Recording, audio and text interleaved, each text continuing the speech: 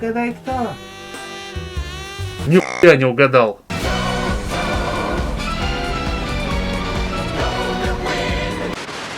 Have no fear, Владяныч is here. По многочисленным двум запросам я расскажу про одну интересную ежиху. Как всегда, не забываем с вас лайки, подписка, а мы начинаем. Эмми Роуз. Мне крайне жалко эту девочку. С момента своего появления в Sonic CD на нее навесили обидный термин «фанатка купленного».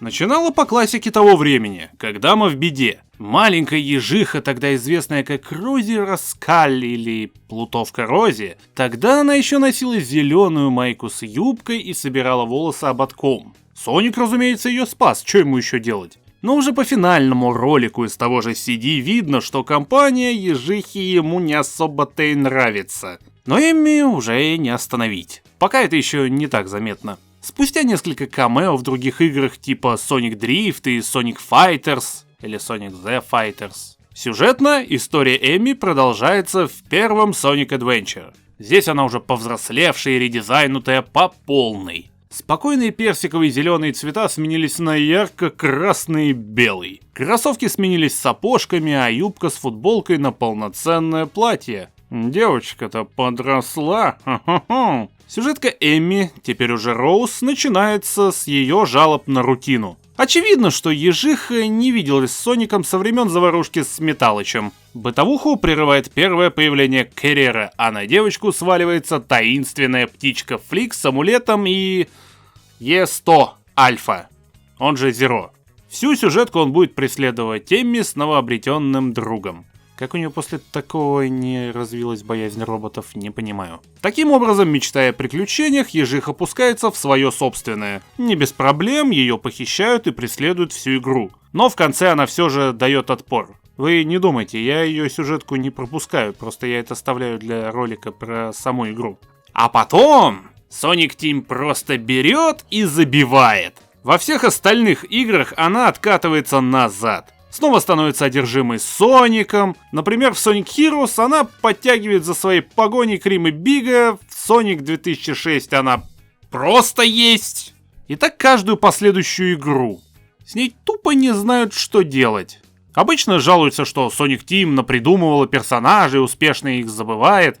Эмми, походу, тоже из этой группы, но ее забыть просто так нельзя, потому что она один из основных персонажей компашки Соника. Ее не выйдет выкинуть уже никак. В Sonic Forces ее посадили за компы и сделали таким айтишником. Очень странный выбор, Тейлз бы там лучше сидел. Однако это подводит к одному интересному моменту в комиксах от IDW, где старт начался после событий Forces. Ян Флинн изрядно расширил роль Эмми в сопротивлении. Как было понятно из игры, Наклз на роли лидера был никакой. Ему уж хочется охранять Мастер Изумруд и ничего более. Эмми же, напротив, действительно организовывала все в сопротивлении и была таким негласным лидером. Даже после возвращения Соника она им и осталась, так как Сонику эта должность не очень-то и нужна. То есть фактически, сценарист добавил Эмми грани личности другого персонажа из предыдущей серии комиксов от Арчи. Я уверен, что много кто начал писать, мол, комиксы не канон, я ж знаю, вы это все любите. Дорогие Соника-фаны, каноны действительные, только во франшизах, без концепции мультивселенной и Библии. В «Звездных войнах» каноны активно уже порвались, и что толку с этих споров? А во вселенной Синего Ежа мало того, что есть официально выходившие спин-оффы из параллельных вселенных, так еще и сами создатели не знают, что канон. Идзука вообще как-то раз написал, что все канон. Плюс, ответьте на вопрос. А как каноничность произведения влияет на качество? Если скажете, персонажи ведут себя не так, как должны, я напомню, тот же Наклз из игры в игру стал вести себя совершенно по-разному. Хотя создатели все те же. Ну, там другие сценаристы. Да, другие. Только эти игры все равно канон. И что из этого? Все, кроме игр, не канон. Повторюсь. И что? Тот же Sonic X от этого менее интересным стал? За Sonic X, кстати, мне чаще всего предъявляли в плане не канона. И пофиг, что доминирующая часть ру-сообщества вошла в фэндом благодаря ему. Недавно даже познакомился с людьми, которые вошли в фэндом через Соника в кино, который тоже не канон. Вы должны понимать, что если благодаря произведению человек вовлекается в фэндом и интересуется серией, плохим он быть не может. А между прочим, есть люди, которые заинтересовались серией ШЗХ. Так что запомните, если вам что-то понравилось, плевать, канон это или нет. Если хотите подробнее спич на эту тему канонов, посмотрите начало ролика о расширенной вселенной Звездных войн. Там я тоже рассуждал за неважность канона, но подробней. Так, а к чему я начал весь этот спич? А, да!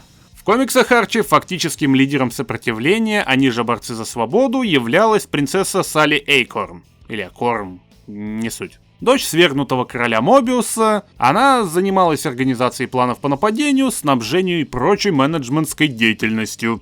А что же там делала Эмми?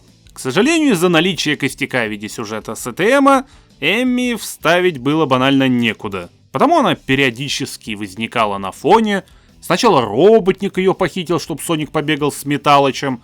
Потом Эмми протестовала, когда Соника подставили. А к событиям адвенчеров она внезапно загадала желание к кольцу и стала взрослее, сменив стиль. Мышлением она была все еще меньше, но надеялась, что Соник хотя бы так на нее внимание обратит. Спойлер, не обратит! Даже после отношений с 3 женщинами Соник вернулся к Салли, но на Эмми, как на девушку, он не обратит внимания вплоть до закрытия серии. Облом.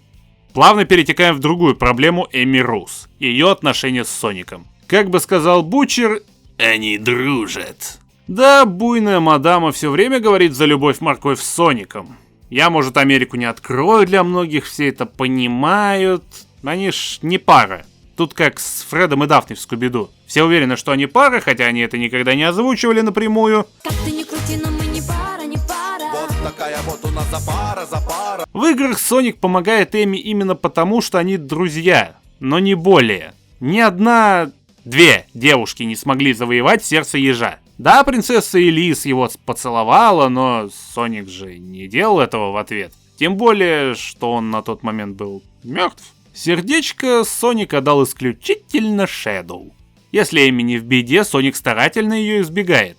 Sonic X, правда, внес сомнения в эту френд-зону, но только для невнимательных зрителей. Любое действие ежа в сторону мисс Роуз всегда было направлено исключительно с дружеским посылом.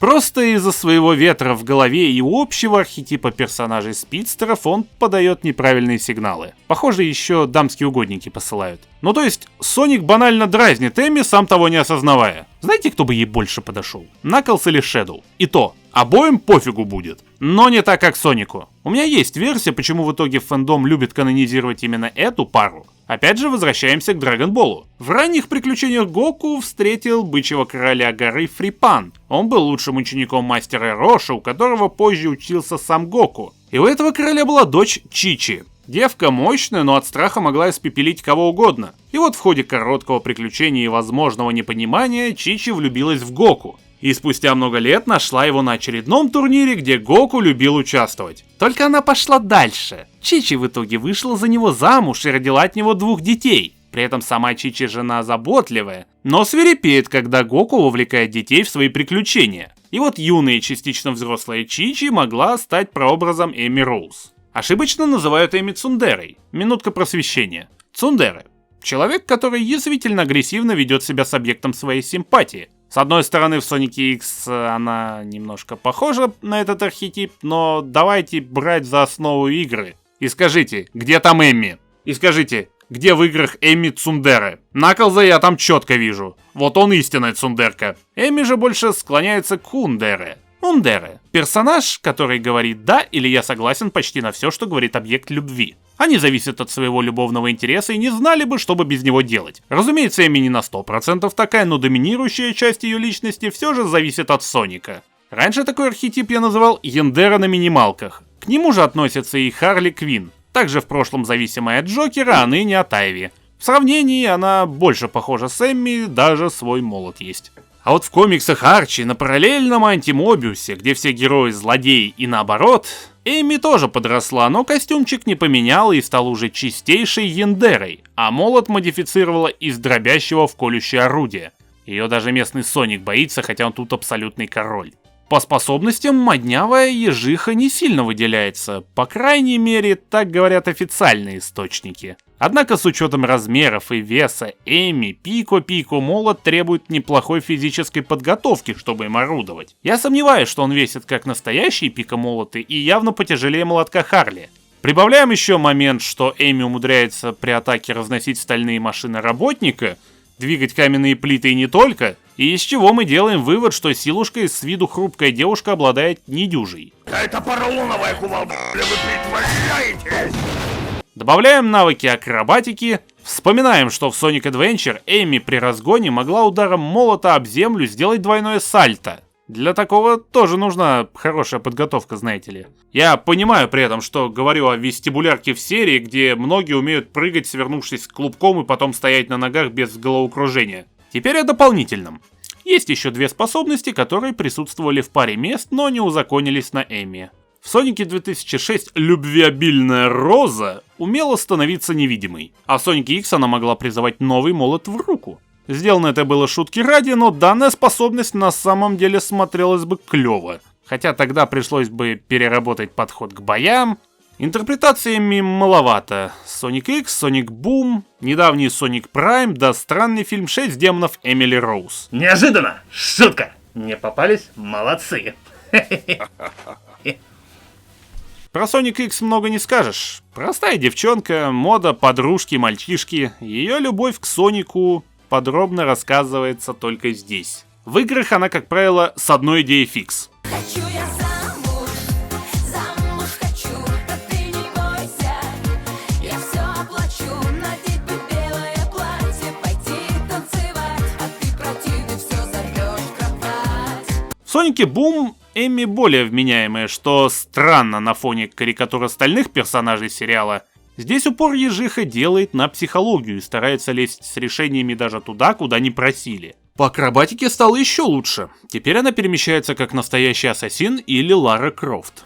Все же не могу пройти мимо голосов озвучки. Начнем с простого и родного – дубляж. Поскольку игры официально у нас никогда не дублировались, сразу перейдем к экранкам. В Sonic X Эми и Тейл за весь первый сезон озвучивала Елена Чебатуркина. Голос Юноны из Ассасинов, Черная кошка из игр про Amazing Паука, Харли Квинн из Batman Arkham Asylum, именно первого, и куча парней в культовое поколение My Little Pony. Каждый изумруд хаоса наделен волшебной силой. Представляешь себе, что будет, если мы соберем все 7 камней? То паук, то ящер. Может, возьмете меня в свой зоопарк? Расскажи, что надо делать? Мистера Джея тебе не найти, он в лаборатории в саду и... Черт! Ага, я в курсе. Ну и пусть, он меня отсюда вытащит, вот увидишь! Со вторым сезоном оказалось немножко сложнее, голос явно сменился. Зная логику подбора схожих тембров, пляшем от голоса Тейлза, Ольги Шороховой. Много где озвучивает, в основном детскими голосами. Ее голосом говорят Аска и Мисата из Евангелиона, Рэви из Пиратов Черной Лагуны и Эпплджек из Поней. Быть одной плохо, не с кем даже поговорить. Ах, как же было хорошо, когда рядом были друзья. Поздно. Уже слишком поздно. Наша могила. Придорожная грязь. В Буме уверенно вещает Дарья Фролова, голос Джинкс из Аркейн, Мэй из Overwatch и Леди Баг. Здорово, я не против поблажек. В графу особые навыки запиши пение и жонглирование. Ау, когда святые маршируют! Ты неподражаема, сестра. Прости, но ты дала маху, а я не промахнусь. Изменение климата, погодные аномалии, штормы... Такого мы точно не предвидели. Надо срочно сообщить в штаб. Японские голоса. Тут больше охват, но голос преимущественно один. Такеко Кавата. Также является голосом Лео в аниме «Император джунглей», который про белого львенка и который типа плагиат Короля Льва или наоборот, я не помню. И невидимого ребенка из 4-й части Джоджо, который несокрушимый алмаз. Английских голосов больше, но не сильно, так как в основном актеры, если что-то в Сонике и звучат, то сразу везде. С первого адвенчера и до Heroes озвучивала Дженнифер Доуи-Ларт. К сожалению, больше ничем другим не выделилась. Gotcha, my darling Sonic. Amy, what are you doing here? Sonic, this time there's no way out of marrying me. С ШЗХ и примерно Black Knight, включая Sonic X, озвучивала Лиза Оркидс. Частый ареал вещания актрисы — аниме. Ее же голосом говорит Чоппер в One Piece версии 4Kids, Лина Инверс в Рубаках и Тао Джун в Шаман Кинге. Последний известный голос Эмми был. Это Синди Робинсон. Тоже актриса дубляжа аниме, среди которых Вайпер ГТС, Ангелиум, Марин Чан. Чё там еще? Один из голосов кровавых эльфов в Вовке, Эбигейл Блэк из Клайв Баркерс Джерика и Астрид в Скайриме.